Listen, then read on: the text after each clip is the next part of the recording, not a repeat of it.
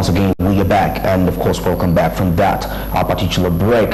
And now we get into the press brief, where we look at the top stories within the press, within the newspapers. And of course, with me, I have the New Vision of the Daily Monitor. But I'm going to start with the New Vision as we check out through the top stories. There are many headlines right there. And of course, I see something so interesting here about coffee farmers petitioning Parliament over 71 billion shillings loss. And according to this report, coffee farmers have petitioned Parliament, urging that their seedlings worth 71 billion have overgrown in national rebates and could be wasted if immediate and national rebates and could be wasted if immediate government intervention is not made. The national rebates, there is a particular period that something should actually be into that particular space, but if it goes beyond, of course, rates regarding that, if it goes beyond its gestation period to be right there, it's quite a big threat to that particular item. And of course, led by the chairperson, that's Matia Tumwebaze, the about 15 petitioners who represented all coffee seedling farmers, and that's countrywide, stormed the presence of the Parliament on Tuesday, carrying samples of their overgrown seedlings. And of course, talking about coffee, it's one of Uganda's frontline commodities that it's putting out there to the world, to the European world, and also other countries at large. And as such, an incident is what is undertaking right there. And of course, as the report says, Tumwebaze noted that each of the 7 coffee regions in the country was represented on the team that was that moved. Yes, each was represented by the team that moved actually to the Parliament right there, under the umbrella body Devoted Coffee Farmers Initiative Uganda. And of course, as we continue, the regions are Midwestern, Rwenzori, Northern, the regions which farmers are representing that are heading to the Parliament, that are going to the Parliament. We see here the regions, that's Midwestern. Then there is the Rwenzori, Northern, then there is Eastern, Southern, and the Central. And of course, each of these regions was represented by a coffee farmer to take their grievances to the Parliament regarding that particular incident of the loss of the 71 billion. And now let's continue with this particular report. However, the security personnel and of course the farmers were denied entrance to enter into the Parliament, and that's regarding of course that particular story of the farmers petitioning the Parliament over the loss of 71 billion. And now let's take a look here as the members of Parliament of course backtracks on 40 million shillings cash bonanza still regarding the Parliament here. And of course, here we see that the Bukoto South Member of Parliament, that's Twahaka Gabo, has backtracked on his allegations that he picked 40 million.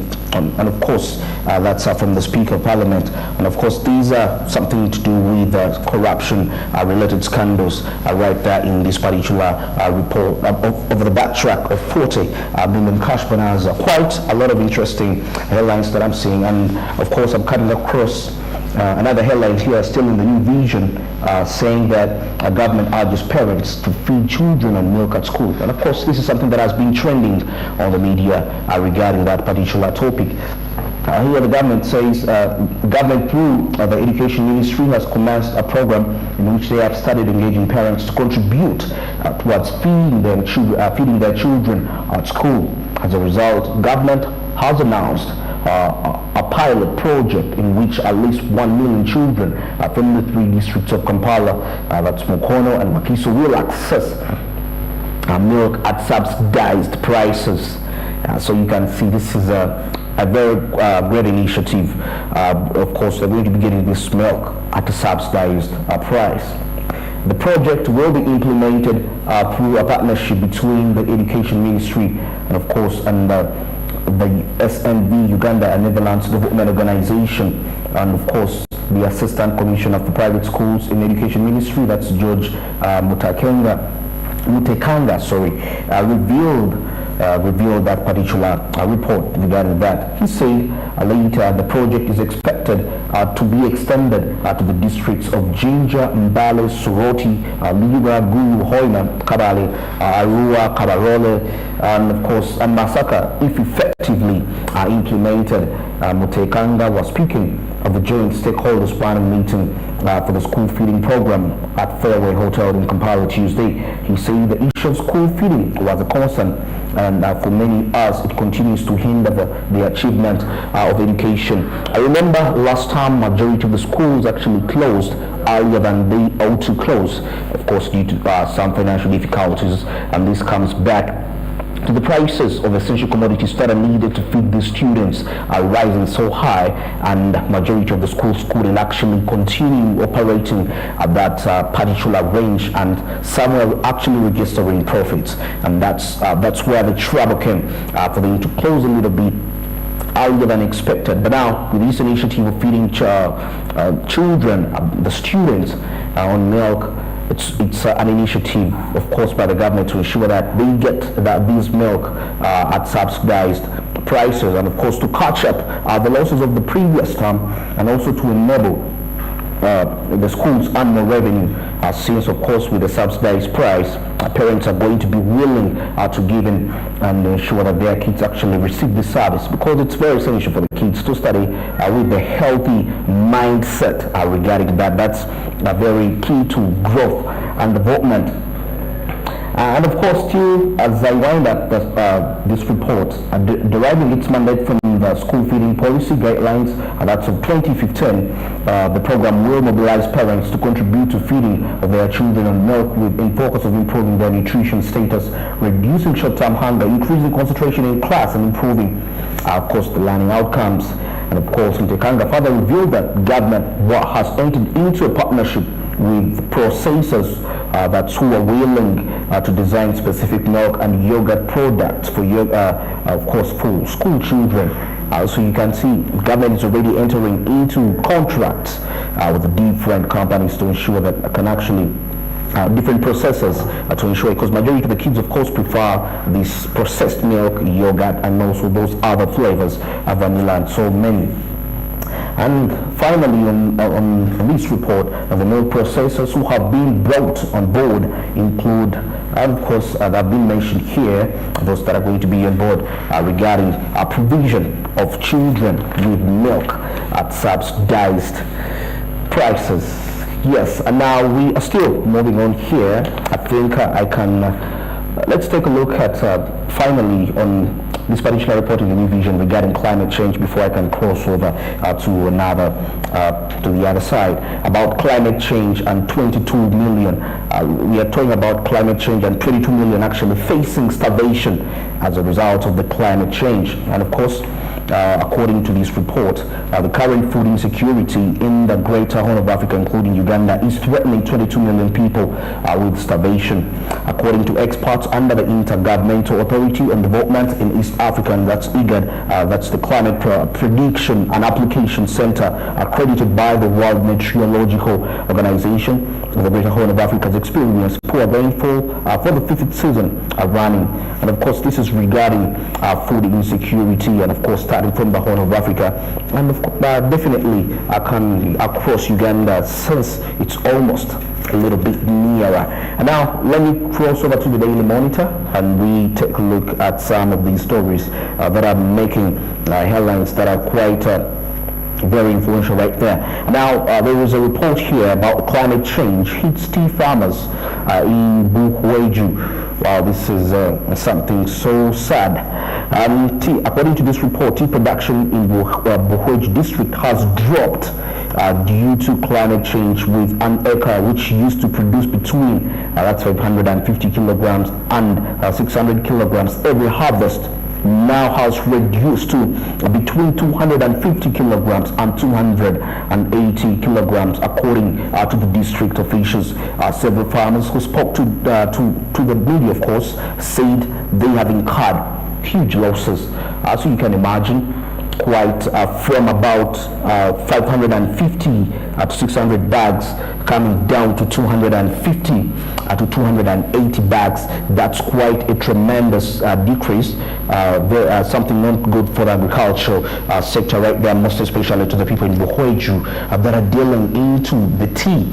And you know, it's very, and some of these tea is actually exported to our neighbors here in Kenya, and this decline is quite has a great impact to the growth and of course also the incomes of the farmers despite the growth of the economy.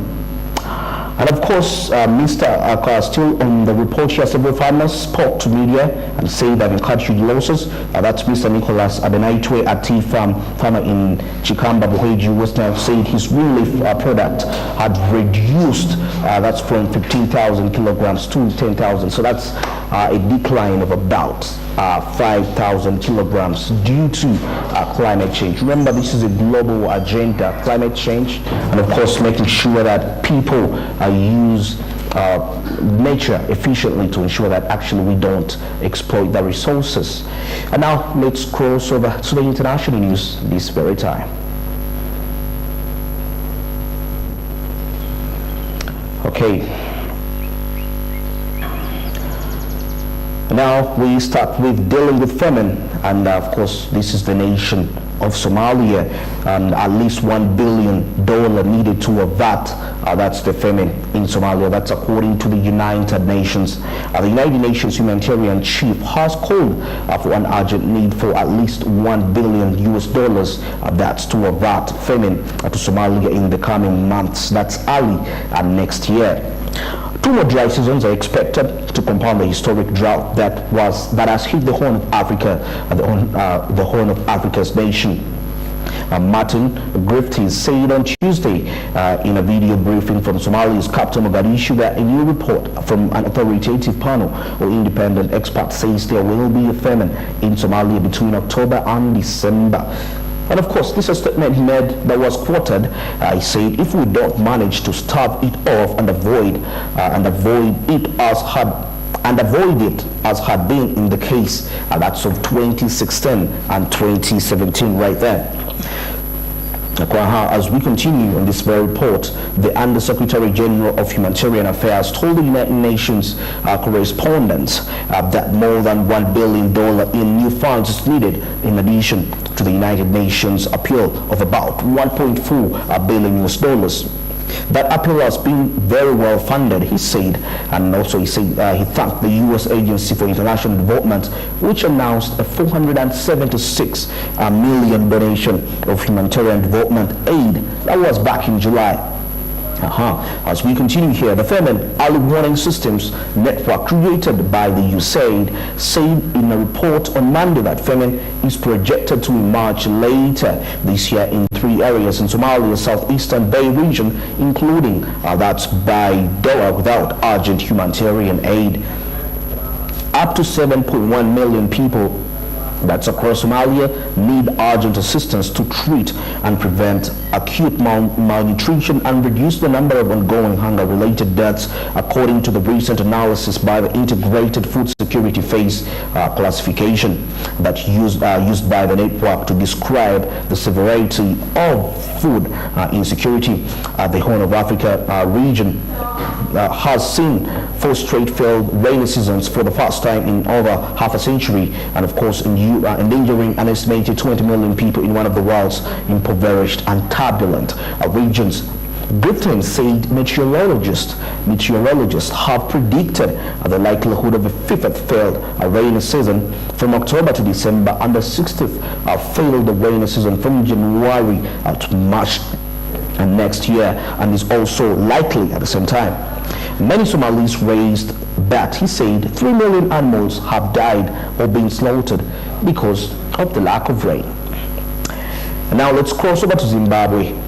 Cyber City project to anchor new capital city. We are talking matters of information technology here.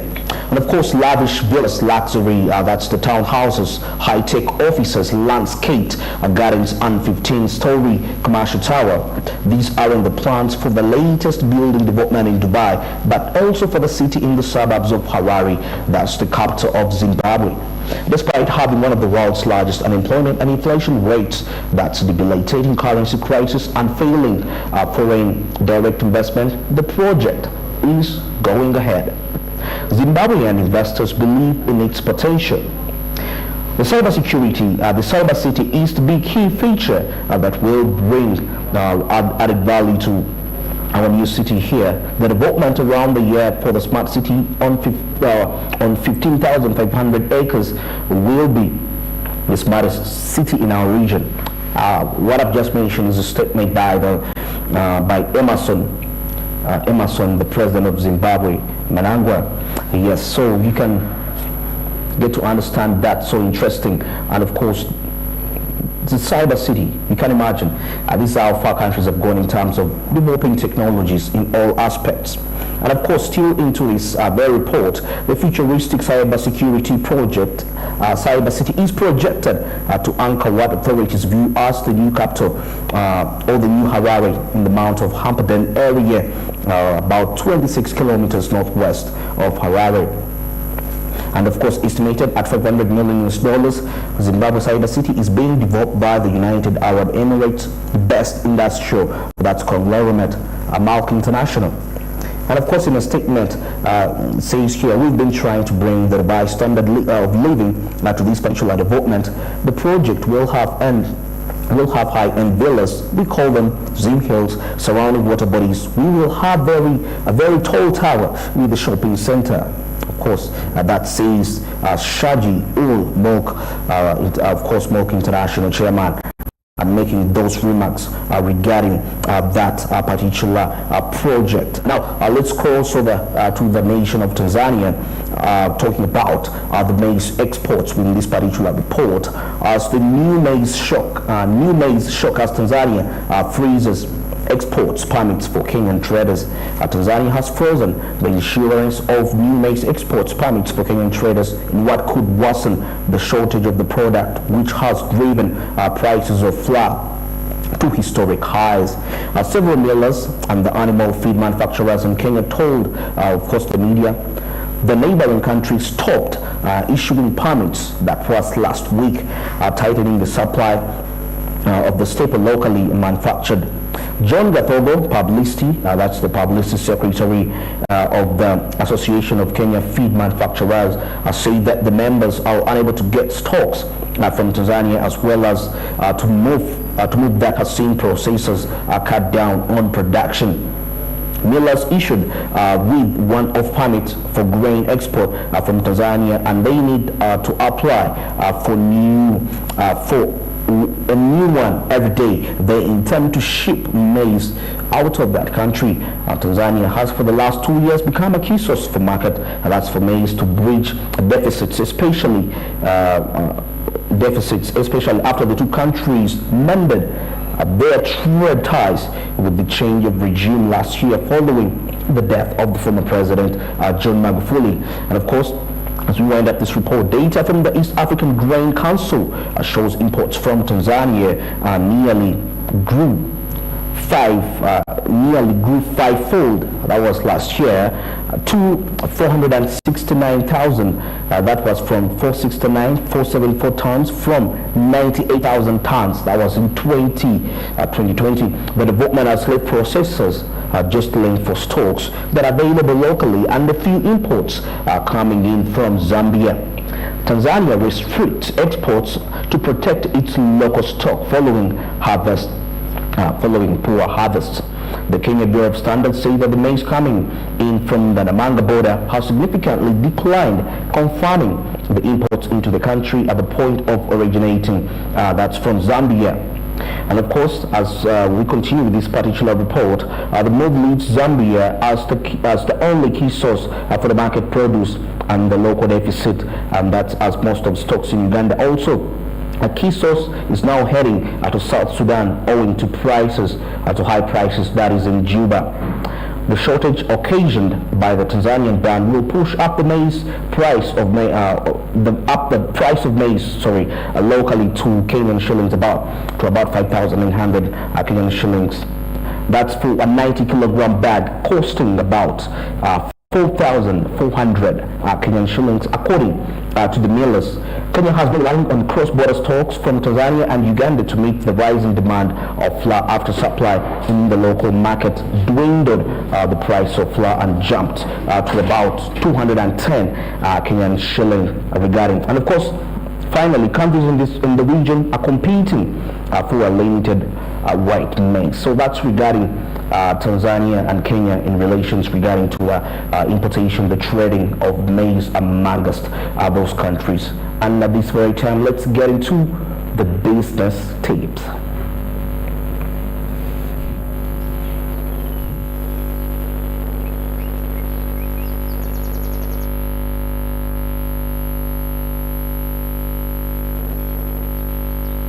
The business tip of the day today says focus on leads but not sales. And of course, the person that wrote this particular content says content marketing that's paired with optimized website forms and intelligent email automation follow-up is critical to business success, as this approach builds trust by giving away free value before asking for someone's hard-earned money. You can see that focus on leads but not sales. Content marketing paired with optimized website forms and intelligent email automation follow-up is a critical business success. So content marketing, the thing is here, before you talk about what you're selling to the public right there, how are you putting the content out there? How are you packaging that very product that you're trying to put out there on the market? It's very, very important. Before you start to think about earning money from that, take some efforts. As you take aggressive efforts to invest into your marketing, the marketing strategies, but also take aggressive efforts to package your content very perfect to ensure that you can actually earn some good money from the customers right there, because customers are very sensitive.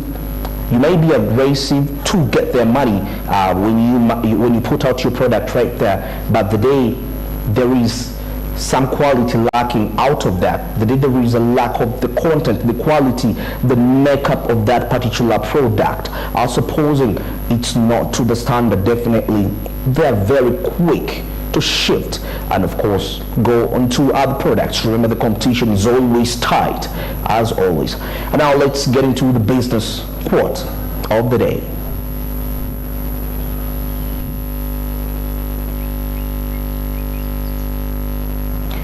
And the business quote of the day, of course, before I mention it, was written by Socrates.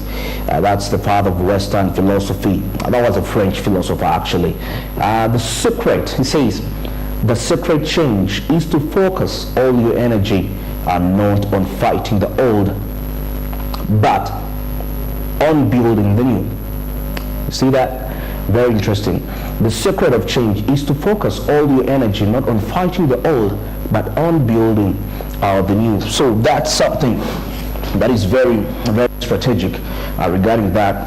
Instead of fighting the old, of course, it's better you build up on the new. Literally, it's trying to say you can actually use the old as a foundation to build up something new. It's very important. And this is something which is very typical in when we look at other nations. For example, you find that when parents actually are raising their kids, they always teach them how to leave their legacy. For example, if your dad was a doctor, perhaps, or he was running a business, it's going to ensure that you get the passion for that, because that's the old style of your father. Now you are the son, you are the new. So instead of fighting that, why don't you build on that and create a legacy for the family? That's how families that have controlled actually this world, talking about the financial times, have existed. It all started from the new kids, the new generations building from the old to ensure that they can achieve success and of course leaving a legacy forever and ever. So instead of trying to fight the old, let it be the foundation for you to start up something new.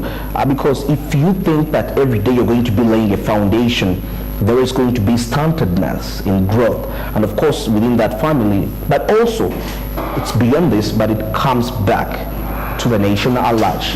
And that's it for this session. Let's get into a short commercial break as we shall be returning back with the Coffee Court. Good morning.